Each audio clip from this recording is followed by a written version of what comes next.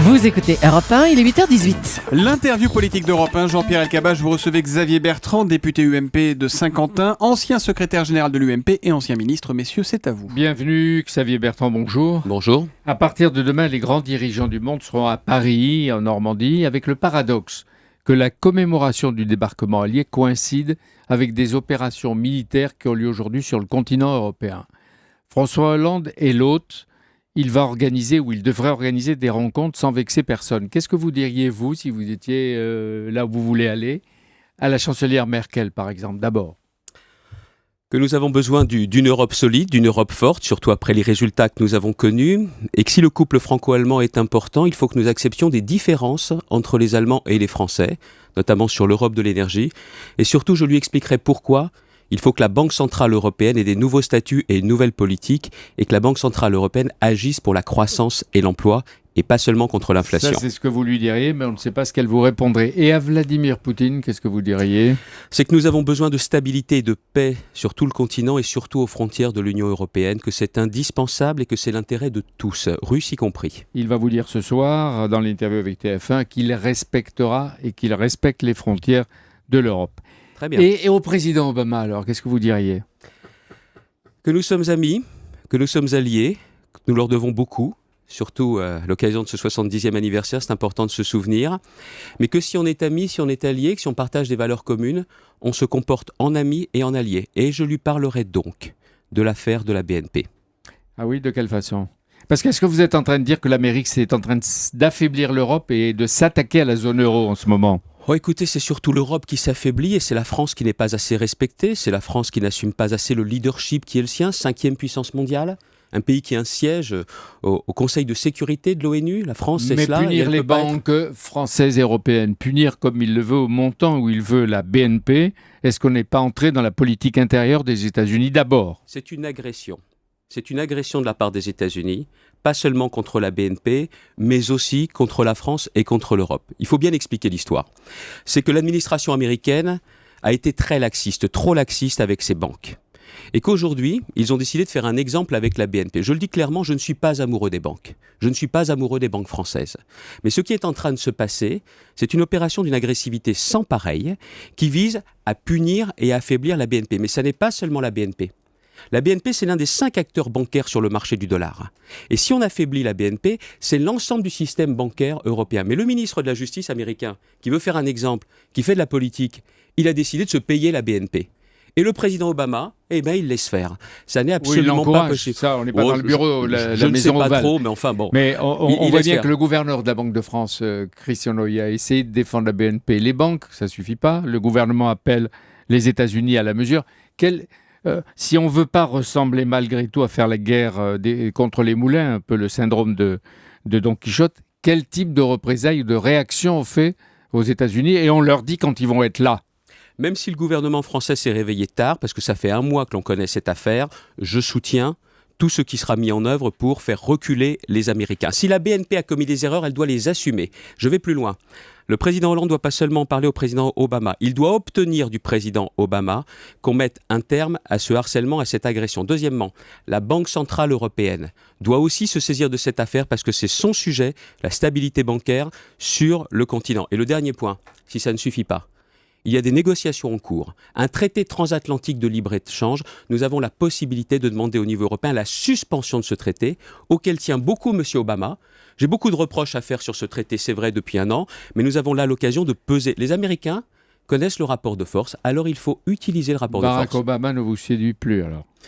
Je ne peux pas dire que j'ai vraiment été séduit depuis le début. Moi, j'aime quand quelqu'un assume le leadership, qu'il sait prendre des décisions.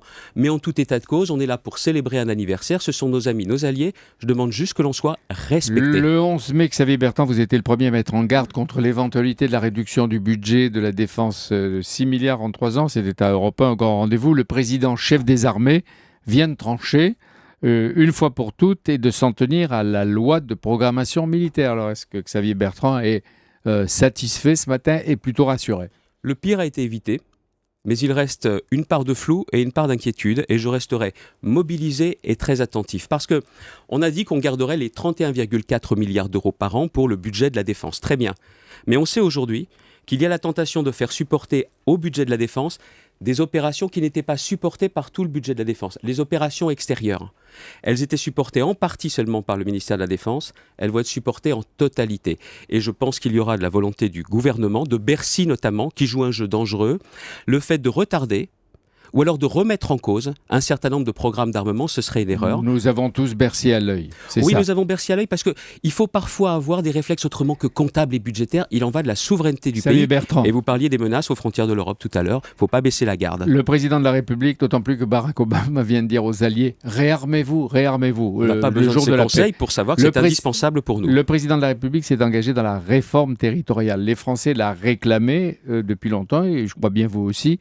Est-ce que vous faites partie des élus qui n'en veulent pas ou de ceux qui pourraient la voter ? Je fais partie des élus qui pourraient la voter. Et même si elle ne me satisfait pas à 100%, je pourrais la voter. Mais je demande des modifications, dès maintenant. La première, c'est que c'est une très très bonne idée, mais c'est tellement une méthode catastrophique. Nous avons un président de la République.